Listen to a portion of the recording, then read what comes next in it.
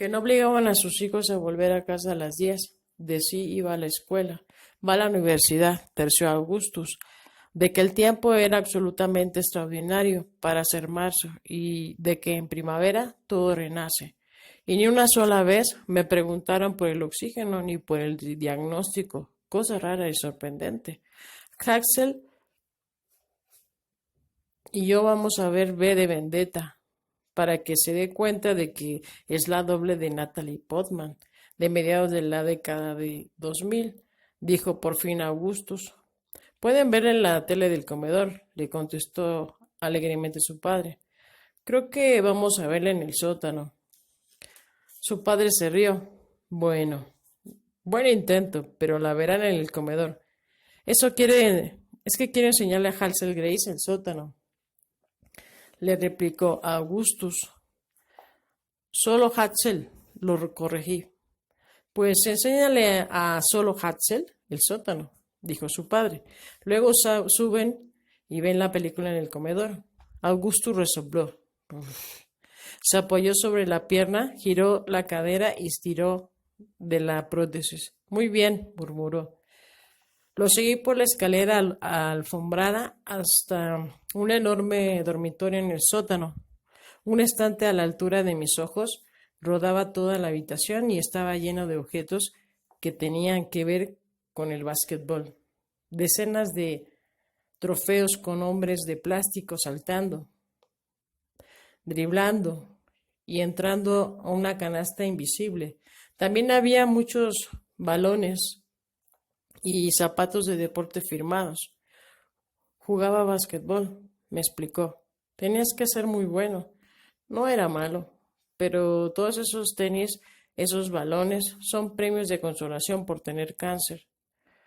Fue hacia la tele, junto a la... había una pirámide de DVD y videojuegos. Se inclinó y cogió V de Vendetta. Yo era el prototipo de niño blanco de Indiana, dijo. Me dedicaba a resucitar el olvidado arte del encestar desde media cancha, pero un día me puse a lanzar tiros libres. Me coloqué en la línea de tiro libre del gimnasio de North Central, cogía las pelotas de una portabalones y los lanzaba, pero de repente me pregunté por qué me pasaba horas lanzando un objeto esférico a través de una circunferencia hueca. Me pareció que no podía estar haciendo nada más estúpido. Empecé a pensar en los niños pequeños que meten sus tubos cilíndricos por un aro, en que, en cuanto aprenden, lo hacen una y otra vez durante meses. Y pensé que el básquetbol era una versión un poquito más aeróbica de ese mismo ejercicio, pero bueno, casi todo el tiempo seguí lanzando tiros libres. Metí 80 seguidos, mi mejor marca, pero a medida que lo hacía me sentía cada vez más como un niño de 2 años y entonces no sé por qué empecé a pensar en los corredores de vallas. ¿Estás bien? Me había sentado en una esquina de su cama deshecha. No es que intentara provocarlo, sencillamente me cansaba cuando estaba de pie mucho rato. Había estado de pie en el comedor, había bajado la escalera y luego había seguido de pie. Y era mucho para mí, de modo que no quería acabar desmayándome. Era como una de esas damas victorianas que se pasan el día desmayándose. Estoy bien, le contesté. Te escuchaba. ¿Corredores de vallas? Sí, corredores de vallas. No sé por qué.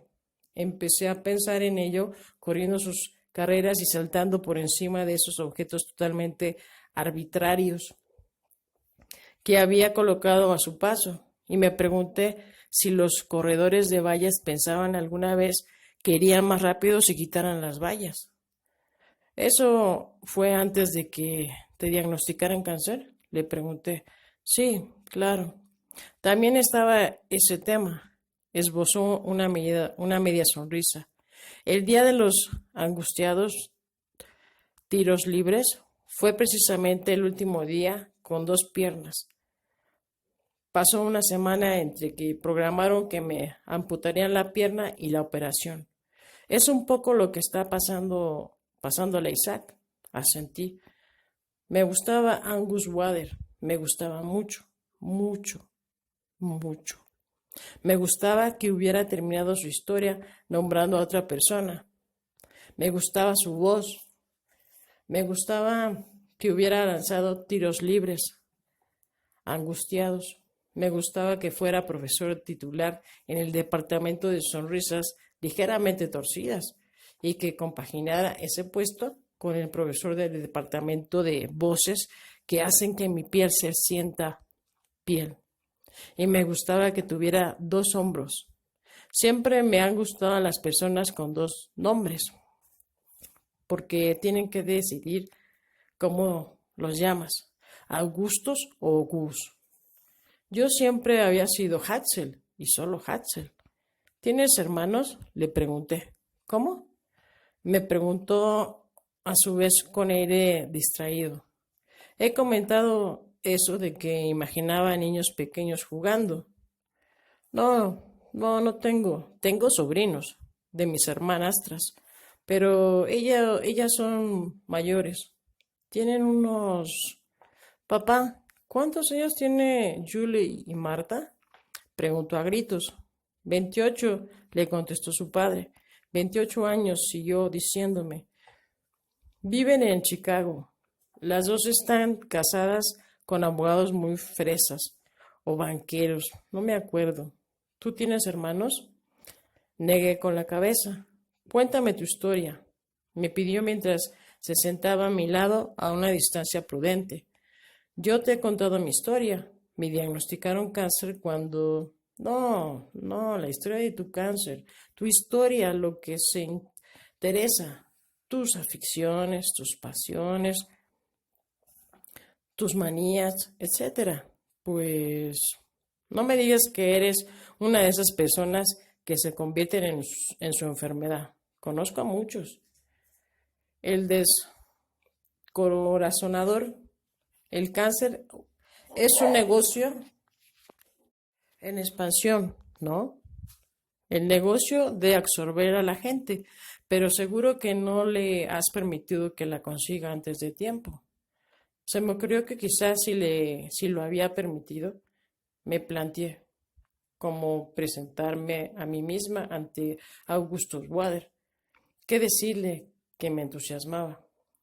Y en el silencio que siguió pensé que no era una persona muy interesante. Soy bastante normal. Me niego rotundamente. Piensa en algo que te guste. Lo primero que se te pase por la cabeza. Pues leer. ¿Qué lees? De todo. Desde espantosas novelas rosas hasta novelas pretenciosas y poesía. Lo que sea. ¿También escribes poesía? No escribo. Ahí está, exclamó Augustus. Axel Grace, eres la única adolescente de todo el país que prefiere leer poesía y escribirla. Eso dice mucho de ti. Lees muchos libros buenos, ¿verdad? Supongo. ¿Cuál es tu favorito? Pues, le contesté, mi libro favorito, y por mucho, era Un dolor imperial, pero no me gustaba decirlo. Algunas veces lees un libro, sientes un extraño afán evangelizador y estás convencido de que este desastrado mundo no se recupera hasta que todos los seres humanos lo lean. Y luego están los libros como Un dolor imperial, de los que no puedes hablar con nadie. Libros tan especiales, escasos y tuyos que revelar el cariño que les tienes parece una traición. No se trataba de que el libro fuera uno bueno, sino sencillamente de que su autor, Peter Van Hausen, parecía entenderme de una manera extraña, casi imposible. Un dolor imperial era mi libro, como mi cuerpo era mi cuerpo y mis pensamientos eran mis pensamientos. Aún así, dije a Augustus, Mi libro favorito es seguramente